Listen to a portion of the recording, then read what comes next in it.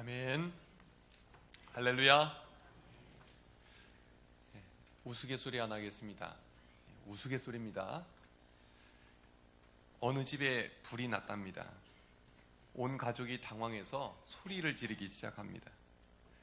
아버지가 전화기를 들고 아들에게 묻습니다. 야, 119가 몇 번이냐? 그러니까 이 아들이 이렇게 말합니다. 아버지, 이럴 때일수록 침착하셔야 돼요. 제가 114에 전화해서 119가 몇 번인지 물어볼게요. 여러분, 119가 몇 번입니까? 119죠. 다 잘 아시네요.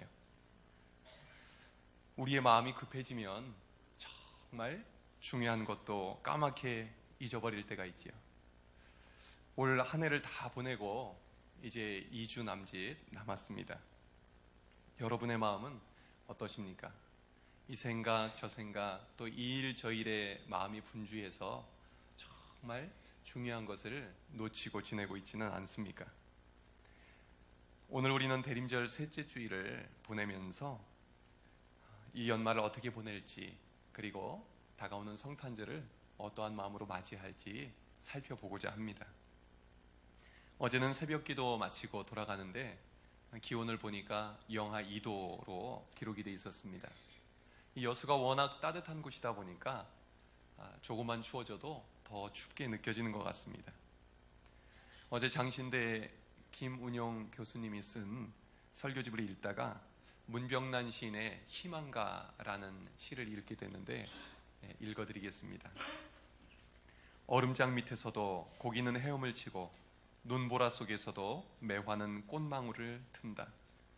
절망 속에서도 삶의 끈기는 희망을 찾고 사막의 고통 속에서도 인간은 오아시스의 그늘을 찾는다. 눈 덮인 겨울의 밭고랑에서도 보리는 뿌리를 뻗고 마늘은 빙점에서도 그 매운맛 향기를 지닌다. 절망은 희망의 어머니, 고통은 행복한 스승, 시련 없이 성취는 오지 않고 단련 없이 명검은 날이 서지 않는다. 꿈꾸는 자여, 어둠 속에서 멀리 반짝이는 별빛을 따라 긴 고행길 멈추지 마라. 인생 항로 파도는 높고 폭풍 후 몰아쳐 배는 흔들려도 한 곱이 지나면 구름 뒤 태양은 다시 뜨고 고요한 뱃길 순항의 내일이 꼭 찾아온다. 오늘 본문은 조금 전 읽어드린 시의 내용처럼 모든 희망이 얼어붙은 겨울 같은 시대에 선포된 말씀입니다. 스바냐 1장 1절에서 이 스바냐 선지자가 예언 활동을 하던 그때는 요시야 왕 때라고 밝히고 있습니다. 요시야 왕이 통치하던 시기는 남왕국 유다의 마지막 시기에 해당됩니다. 그때는 기원전 640년에서 609년 그 사이입니다. 이때는 세계 역사의 판도가 바뀌던 격동기였습니다. 북이스라엘을 멸망시켰던 아시리아 제국은 새로 일어난 바벨론에 의해서 무너지고 있었습니다. 또한 남쪽에 있던 애굽은 계속해서 이 남유다 왕국에 영향력을 미치기 위해서 또 쳐들어오기도 하고 압력을 넣기도 했습니다. 유다 왕국의 운명은 풍전등화와 같았습니다. 약 100년 전에 멸망당한 북이스라엘 왕국처럼 자신들도 언제 멸망당할지 모르는 그런 불안한 상황 속에 있었습니다. 그러면서도 그들은 하나님을 의지하지도 않고 하나님을 잘 섬기지도 않았습니다. 이 같은 시기에 활동했던 예레미야 선지자는 유다 백성들을 향해서 이렇게 선포했습니다. 그들이 어그러진 길을 사랑하여 그 발을 금하지 아니하므로 나 여호와가 그들을 받지 아니하고 이제 그들의 죄를 기억하고 그 죄를 벌하리라. 칼과 기근과 연병으로 그들을 멸하리라. 이런 분위기 때문인지 스바냐서 1장에서 3장의 내용은 심판에 대한 내용이 주를 이룹니다. 스바냐 선지자가 활동하던 시대는 희망이 없던 시대였습니다. 정치 지도자들을 봐도 희망이 없었습니다. 종교 지도자들을 봐도 희망이 없었습니다. 국제 정세는 위기 가운데 있었습니다. 먹고 살기도 힘들었습니다. 신앙적으로 위로받지도 못했습니다. 사방을 둘러봐도 어둡고 무거운 소식들 뿐이었습니다. 그 어디에서도 빛이 보이지 않았던 것입니다. 그러한 때에 오늘 스바냐 선지자를 통해서 희망의 말씀이 선포가 됩니다. 어떤 말씀이 선포가 되었을까요? 오늘 본문을 통해서 우리에게 첫 번째로 주시는 말씀입니다. 기뻐하고 즐거워하라. 같이 해보시겠습니까? 기뻐하고 즐거워하라. 우리 14절 말씀 한 번 더 읽겠습니다. 시작. 시온에 따라 노래할지어다. 이스라엘아 기쁘게 부를지어다. 예루살렘 따라 전심으로 기뻐하며 즐거워할지어다. 아멘. 하나님께서 절망 속에 있던 이스라엘 백성들에게 말씀하십니다. 기뻐하라. 즐거워하라. 그냥 기뻐하고 즐거워하는 것이 아니라 전심으로 기뻐하고 즐거워하라고 말씀하십니다. 참 뜻밖의 말씀이지요.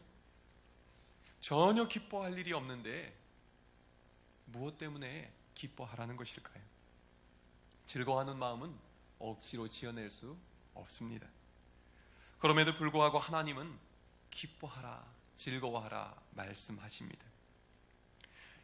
하나님은 하나님의 백성들이 기뻐하고 즐거워하기를 바라시고 계시기 때문입니다.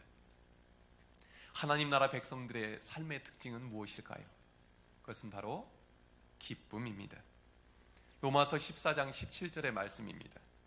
하나님의 나라는 먹는 것과 마시는 것이 아니요 오직 성령 안에 있는 의와 평강과 희락이니라. 하나님의 나라는 잘 먹고 잘 마시고 좋은 집 살고 좋은 옷 입고 좋은 차 타고 그렇게 살아가는 것이 아니고 의와 평강과 마지막에 무엇입니까? 희락, 기쁨이라는 것입니다. 기쁨 안에 살아갈 때 그것이 바로 하나님 나라의 삶을 이 땅에서 살아간다는 것이죠.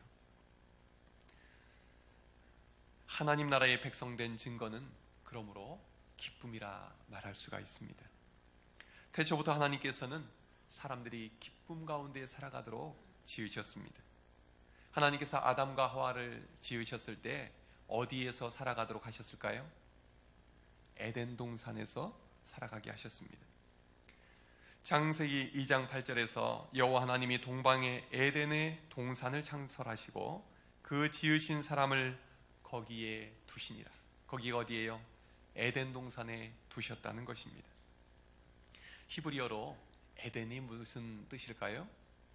그것은 기쁨이라는 뜻입니다. 하나님께서 아담과 하와를 지으시고 기쁨의 동산에서 살게 하셨다는 거예요. 기쁨 가운데에서 살아가도록 만드셨다는 것입니다. 또한 창세기 2장 15절에서는 하나님이 사람을 이끌어 에덴 동산에 두시고 그것을 경작하며 지키게 하셨다라고 말씀하고 있습니다. 에덴은 기쁨이라고 말씀을 드렸는데요, 이 기쁨의 동산을 가꾸고 그 기쁨을 지키며 살아가게 하셨다는 것입니다. 기쁨을 누리며 기쁨을 가꾸며 기쁨을 잘 지키며 살아가는 것이 하나님께서 우리 사람을 지으신 목적이라는 것입니다. 그런데 왜 우리들은 하나님께서 태초부터 허락하신 그 기쁨을 누리며 살지 못하는 것일까요? 그것은 바로 인간이 사단의 유혹에 빠져서 하나님께 범죄하였기 때문입니다.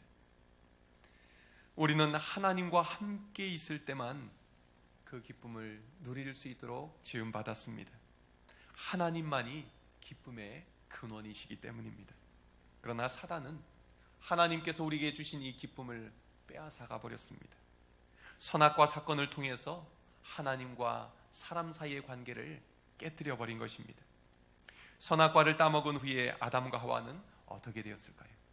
창세기 3장 23절의 말씀에 하나님이 그들을 에덴 동산에서 쫓아내십니다. 기쁨의 동산에서 쫓겨난 것입니다.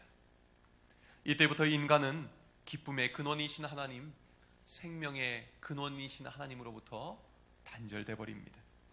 이것이 우리 인생의 기쁨을 잃어버린 이유입니다. 하나님이 주시는 참된 기쁨을 잃어버리고 나서 우리 인간은 어디에서도 그 기쁨을 찾을 수가 없게 되었습니다. 아무리 돈을 많이 벌어도, 또 아무리 많이 배워도, 아무리 이 세상에서 유명하게 되어도, 그리고 내가 원하는 것을 내 손에 얻고 나도 그 기쁨은 우리 안에 충만하게 채워지지 않게 된 것입니다. 결국 우리들이 살아가는 인생은 기쁨을 잃어버린 인생, 기쁨이 없는 인생이 되어버린 것입니다. 그런데 오늘 본문에서 하나님은 말씀하십니다. 시온에 따라 노래할지어다. 이스라엘아 기쁘게 부를지어다. 예루살렘 따라 전심으로 기뻐하며 즐거워할지어다. 이 말씀은 억지로 기뻐하라는 말이 아닙니다. 기쁜 척하고 즐거운 척이라도 하면서 살아라, 그런 뜻이 아닙니다. 하나님께서 기쁨을 회복시켜 주시겠다고 약속하시는 것입니다. 빼앗긴 기쁨을 되찾게 해주시겠다고 말씀하시는 것입니다. 오늘 본문에서 이스라엘 백성들은 기쁨과 전혀 어울리지 않는 현실 속에서 살고 있었습니다. 사는 것이 전혀 즐겁지 않았습니다. 그러나 하나님께서는 그들에게 약속하십니다. 시온에 따라 노래할지어다. 이스라엘아 기쁘게 부를지어다. 예루살렘에 따라 전심으로 기뻐하며 즐거워할지어다. 이것은 하나님께서 기쁨을 선물로 주시겠다고 말씀하시는 것입니다. 기쁨은 하나님께서 주셔야만 누릴 수 있는 것이기 때문입니다. 그러므로 예수 믿는 것은 기쁨이 없는 삶에서 기쁨이 가득한 삶으로 바뀌는 것을 말합니다. 예수님을 믿으면 어떤 변화가 일어날까요? 기뻐할 일 없던 사람이 기쁨으로 충만한 사람으로 바뀌게 되는 것이죠. 즐거울 일 없던 사람이 즐거운 인생으로 변화됩니다. 여러분, 이 대림절 기간을 지나면서 성탄절을 맞이하면서 기쁨이 회복된, 기쁨으로 충만한 인생 되시기를 주님의 이름으로 축원합니다. 그렇다면 두 번째로 우리가 누려야 할 기쁨은 어떠한 기쁨입니까? 주님이 우리 가운데 거하시는 기쁨입니다. 같이 해보시겠습니까? 주님이 우리 가운데 거하시는 기쁨. 17절 말씀을 함께 읽겠습니다. 시작. 너희 하나님 여호와가 너희의 가운데 계시니 그는 구원을 베푸실 전능자이시라. 그가 너로 말미암아 기쁨을 이기지 못하시며 너를 잠잠히 사랑하시며 너로 말미암아 즐거이 부르며 기뻐하시리라 하리라. 아멘. 스바냐 3장 17절 말씀에 하나님이 백성이 누릴 진정한 기쁨이 무엇인지 분명하게 말씀해주고 있습니다. 그 기쁨은 우리가 만들어낸 기쁨이 아닙니다.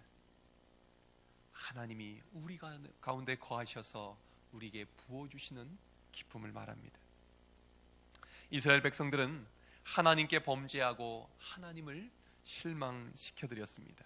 하나님을 끊임없이 배반했습니다.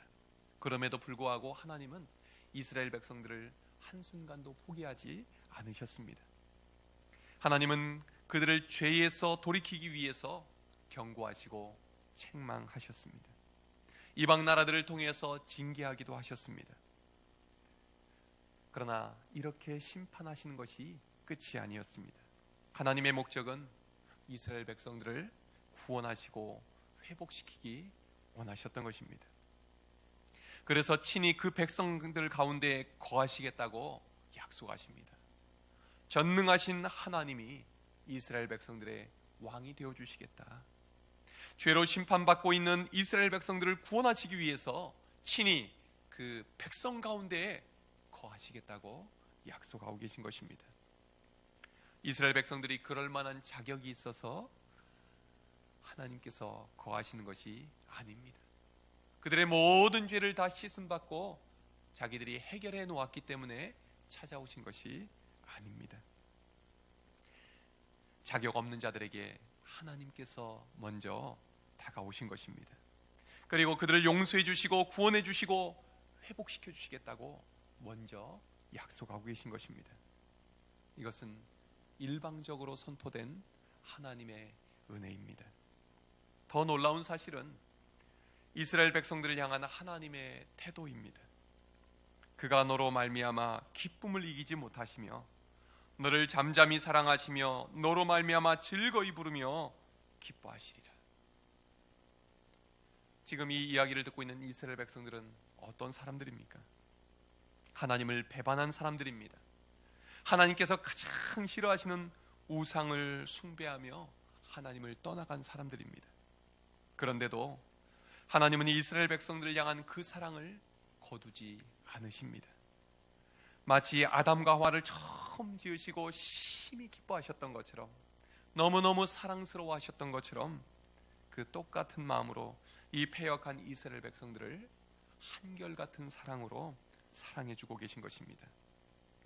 하나님은 이스라엘 백성들이 과거에 저지른 죄와 잘못에 매여 있지 않으셨습니다. 마치 이스라엘 백성들을 향한 첫사랑만을 기억하고 계신 것 같습니다. 상식적으로 이해하기 어려운 말씀이지요. 조금 전까지만 해도 스바냐를 통해서 1장, 2장, 3장에서 심판의 말씀이 선포되고 있었는데 어떻게 이렇게 갑자기 이스라엘 백성들을 향한 기쁨과 사랑에 겨워 노래하고 계실까요? 필립 얀시라는 분이 있습니다. 이분은 하나님을 믿지 않던 사람이었지만 하나님의 큰 사랑과 은혜를 깨닫고 지금은 그 복음을 증거하는 일에 자기 인생을 쏟고 있는 분입니다. 그분은 이런 글을 썼습니다. 나 같은 죄인 살리신 주 은혜에 고마워. 하나님은 우리를 사랑하시기로 마음을 정하셨다. 하나님이 우리를 사랑하시는 것은 우리의 모습 때문이 아니라 그분이 사랑 자체이기 때문이다. 은혜는 하나님의 선물로 받는 것입니다. 노력한 대가로 받는 것이 아닙니다. 은혜란 하나님의 사랑을 더 받기 위해서 우리가 무언가를 할 수 있는 것이 아닙니다. 은혜는 거저 주어지는 것이고 우리는 거저 받을 수 있을 뿐입니다. 그러므로 은혜란 무엇으로도 하나님의 사랑을 악화시킬 수 없다, 약화시킬 수 없다라는 것을 의미하는 것입니다. 우리가 하나님께 사랑받을 수 있는 이유는 하나님께서 우리를 이미 사랑하시기로 작정하셨기 때문입니다. 이스라엘 백성들은 아직 죄악 가운데에서 하나님의 사랑을 받을 자격이 없었지만 이미 하나님께서는 그들을 사랑하시기로 작정하셨던 것입니다. 왜 그러셨을까요? 하나님께서 처음부터 이 이스라엘 백성들을 가장 부족하고 연약한 중에 선택하셨기 때문입니다. 그들의 행위가 뛰어나기 때문에, 그들이 강하기 때문에, 그들이 잘났기 때문에 택한 것이 아니라 가장 부족하고 연약해서 그들을 선택하셨다 말씀합니다. 그리고 끝까지 사랑하기로 작정하셨던 것입니다. 그래서 하나님은 그 아들 예수 그리스도를 죄인인 우리들을 위해서 우리 가운데 보내주신 것입니다. 우리의 죄를 씻으시기 위해서 그 아들을 십자가에 달려 죽게 하셨습니다. 그 아들의 생명을 내어주시고 대신 우리를 하나님의 자녀 삼아 주셨습니다. 이것이 하나님의 사랑입니다. 그래서 은혜는 우리의 머리로 이해할 수 없는 것입니다. 믿고 받아들일 수 있는 것일 뿐입니다. 하나님이 베푸시는 은혜의 특징이 무엇일까요? 자격 없는 자에게 주어진다는 것입니다. 더 놀라운 사실은 은혜가 자격 없는 정도가 아니라 심판받아 멸망당할 자에게 동일하게 주어진다는 사실입니다. 오늘 본문 속에 이 이스라엘 백성들은 최상의 상태일 때에 이 말씀을 들었습니까?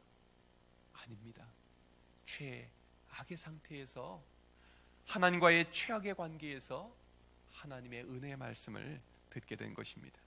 우리는 어떻습니까? 우리가 최상일 때 부름 받았습니까?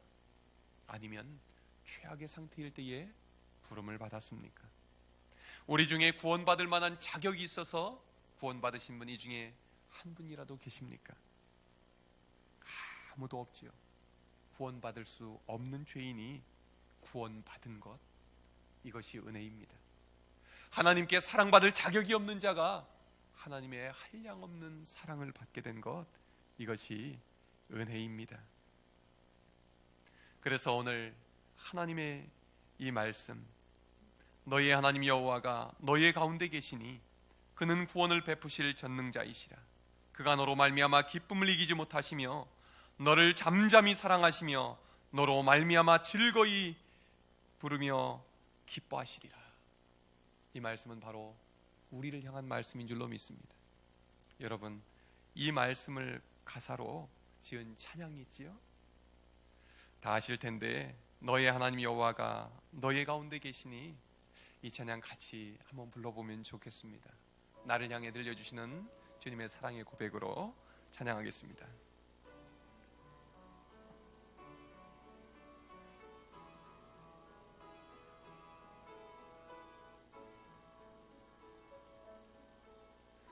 너의 하나님 여호와가 너의 가운데 계시니 그는 구원을 베푸실 전능자시라. 그가 너로 인하여 기쁨을 이기지 못하시며 너를 잠잠히 사랑하시며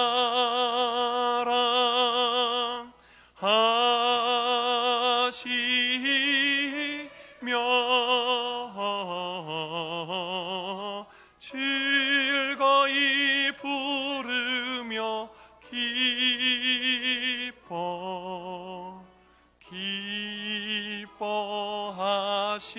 기뻐하시리라. 아멘. 여러분, 우리가 기뻐하고 즐거워할 수 있는 이유는 무엇입니까? 우리로 인해서 기쁨을 견디지 못하시는 하나님, 우리를 잠잠히 사랑하시는 하나님, 우리 때문에 즐거이 부르며 기쁨 가운데 거하시는 하나님이 우리 가운데 거하시기 때문인 줄로 믿으시기 바랍니다. 기쁨의 근원이신 하나님께서 우리 안에 거하십니다. 우리를 향해 넘치는 그 사랑과 은혜와 기쁨을 가득가득 부어주십니다. 그래서 우리가 우리를 진정으로 사랑해 주시는 주님 안에 거할 때 우리 안에 마르지 않는 기쁨의 샘이 솟아오르는 줄로 믿으시기를 바랍니다. 기쁨의 근원이신 하나님 안에 거할 때 우리는 하나님이 주시는 기쁨으로 충만할 수 있습니다. 세상에 주는 기쁨은 잠시뿐입니다. 오래가지 못합니다.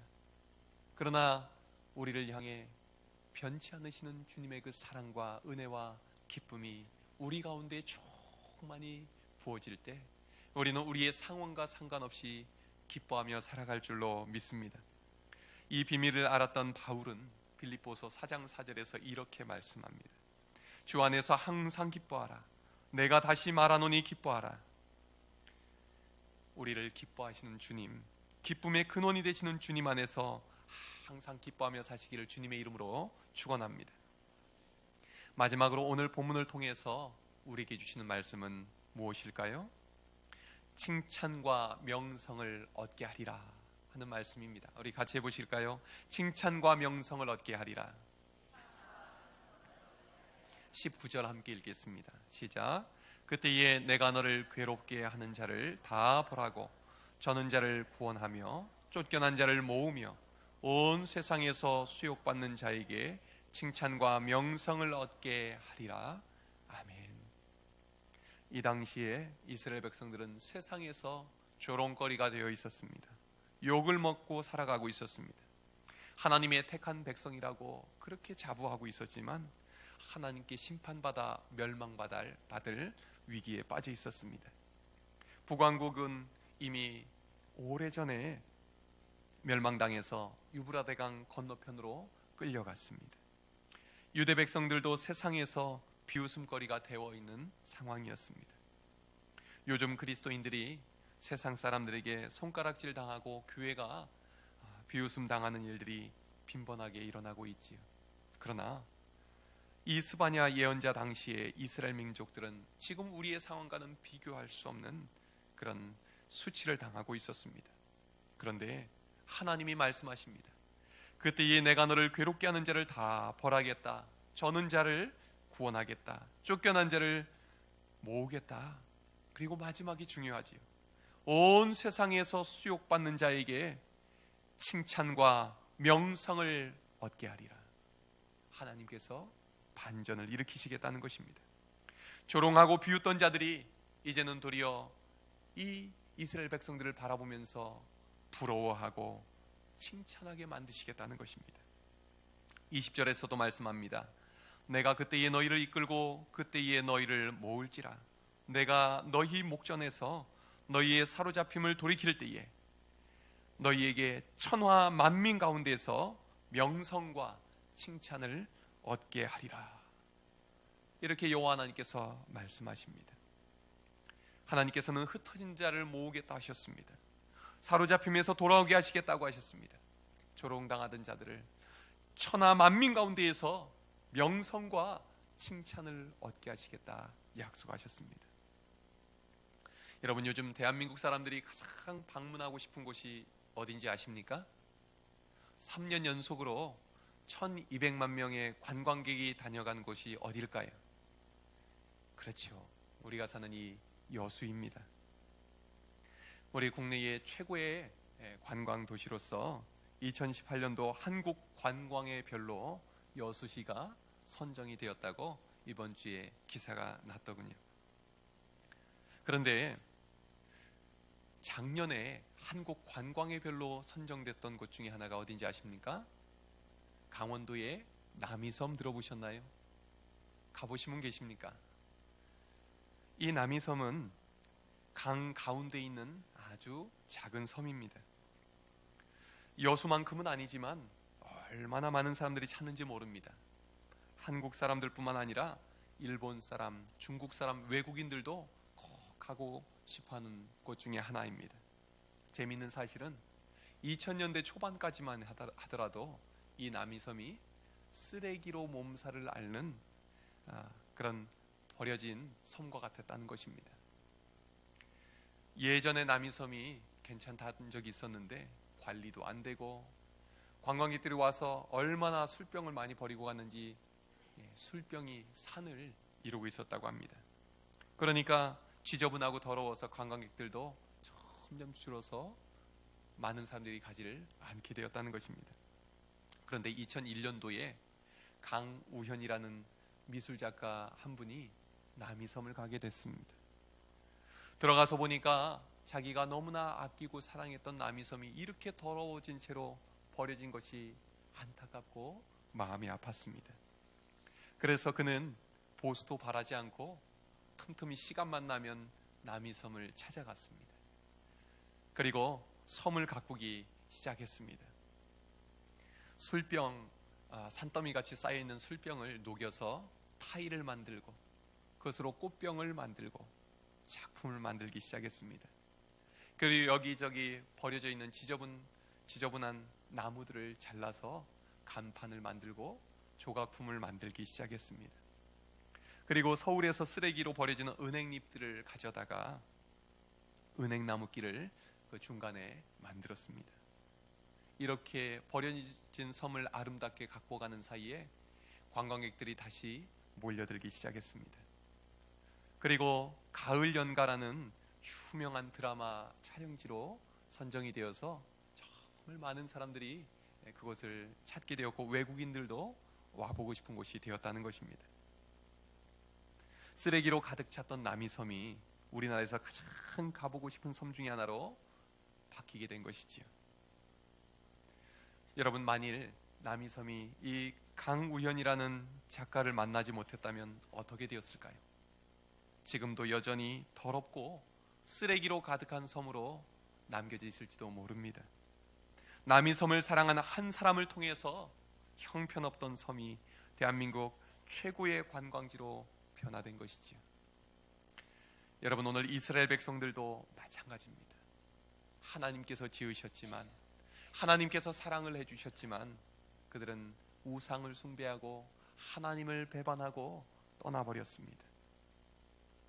하나님께서 그들을 그대로 내버려 두셨다면 그들은 역사 속에서 사라져버렸을지도 모릅니다. 하지만 하나님께서는 다시 자신이 택하신 백성을 포기하지 않으셨습니다. 하나님께서 사랑하시기로 작정하신 그 백성을 끝까지 사랑해 주셨습니다. 그리고 그들을 기뻐하셨습니다. 그들이 잘나서가 아닙니다.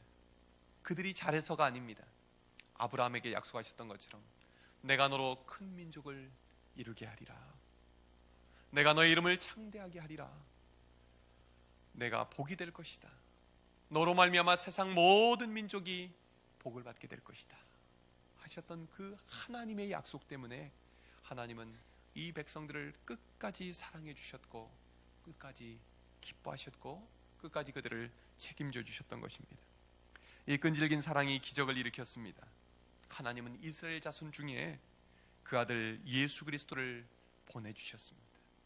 예수 그리스도를 만난 사람들은 변화받게 되었습니다. 예수님을 믿은 사람들은 성령을 받고 속까지 새로워지는 새 사람이 되었던 것입니다. 이렇게 해서 갈릴리의 촌사람들에 불과했던 이들이 예수님의 제자가 되어 땅끝까지 이르러 증인의 삶을 살아가게 된 것입니다. 예수님을 만나면 변화됩니다. 하나님의 사랑이 기적을 일으킵니다. 하나님의 은혜가 사람을 바꾸어 놓습니다. 하나님의 은혜는 이 세상을 변화시킵니다. 우리들도 이 사랑 때문에 구원받았지요. 하나님은 이 사랑으로 지금도 우리를 변함없이 사랑하시는 줄로 믿으시기 바랍니다. 우리를 한량없이 기뻐하시는 우리 주님께서 우리 안에 거하셔서 우리의 기쁨이 되어주시고 우리에게 기쁨을 부어주셔서 이 험난한 세상을, 이 어두운 세상을 기쁘게 살아가도록 인도하시는 줄로 믿으시기를 바랍니다. 다시 오실 주님을 기다리는 이 대림절 기간에 또 이미 오신 주님을 기뻐하는 이 성탄절을 맞이하는 이 기간에 주님 안에 거하면서 주님과 동행하며 기쁨으로 충만한 인생들 되시기를 주님의 이름으로 축원합니다. 기도하겠습니다.